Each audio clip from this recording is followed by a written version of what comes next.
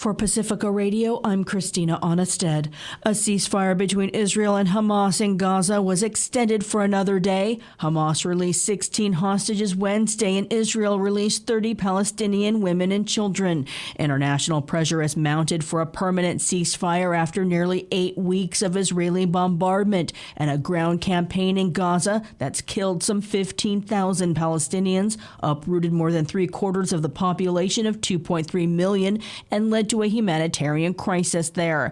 The talks appear to be growing tougher, though, as Hamas could up the ante for the release of remaining hostages. Israel says there's 125 men and soldiers. The truce is expected to allow more aid to enter the besieged enclave of Gaza, but as Rami Al-Magari reports, the hundreds of aid trucks entering daily is not enough for 1.3 million displaced Palestinians.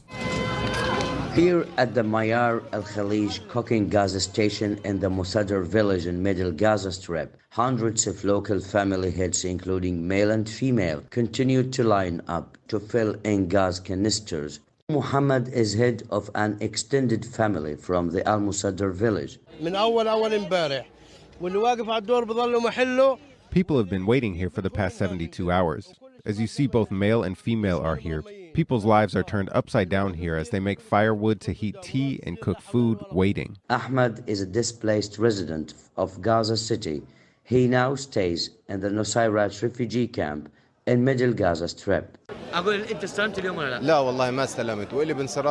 No, I have not received my wheat bag. I swear. They told me it's not my turn yet. But now I have to buy a bag from the black market for an inflated price. The truckloads of humanitarian assistance also carry other items, including canned foods and mineral water.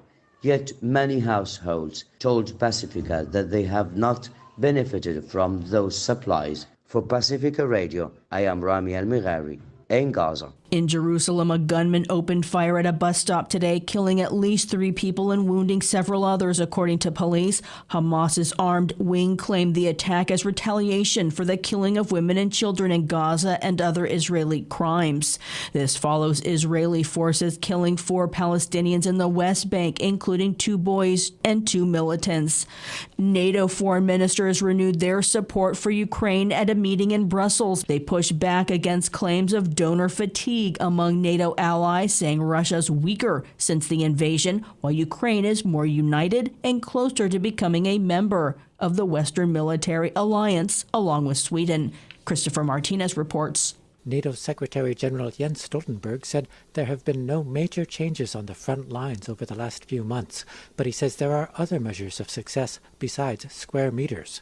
He notes Ukrainian strikes deep into Russian-held territory, destroying Russian jets, as well as pushing back the Russian Black Sea Fleet, despite Ukraine lacking a functioning navy, and opening the way for Ukrainian food exports. Ukraine continues to inflict heavy losses on Russia because of their bravery, their skill, but also, of course, with modern weapons from NATO allies, the Storm Shadows, the cruise missiles from the United Kingdom, advanced air defense systems. Stoltenberg discussed Russia's growing dependence on China and on North Korea and Iran for weapons as signs of Russia's growing weakness. He also spoke of Sweden's bid to become a member of NATO.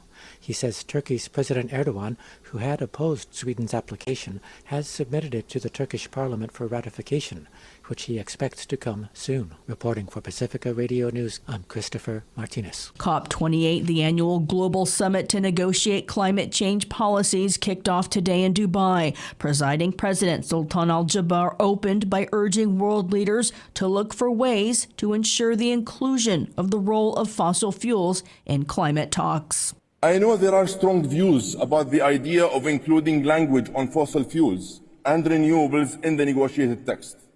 We collectively have the power to do something unprecedented. In fact, we have no choice but to go the very unconventional way. I ask you all to work together. Be flexible.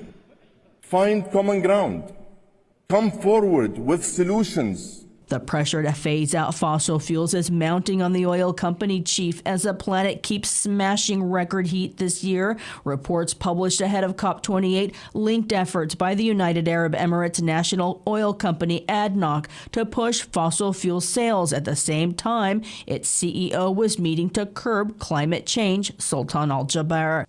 Former Secretary of State Henry Kissinger has died at the age of 100. A Holocaust survivor who also fought in World War II, Kissinger dominated foreign policy in the U.S. He got the country out of the Vietnam War. Critics and historians say the policies he pushed led to millions of deaths in Cambodia, the ousting of a leftist leader in Chile, and dictator Augusto Pinochet's rule that led to hundreds of thousands of deaths there. In 2015, speaking before the Senate Armed Services Committee, Kissinger was disrupted by protesters demanding his arrest for war crimes and calling his actions out in Southeast Asia, Chile, and beyond.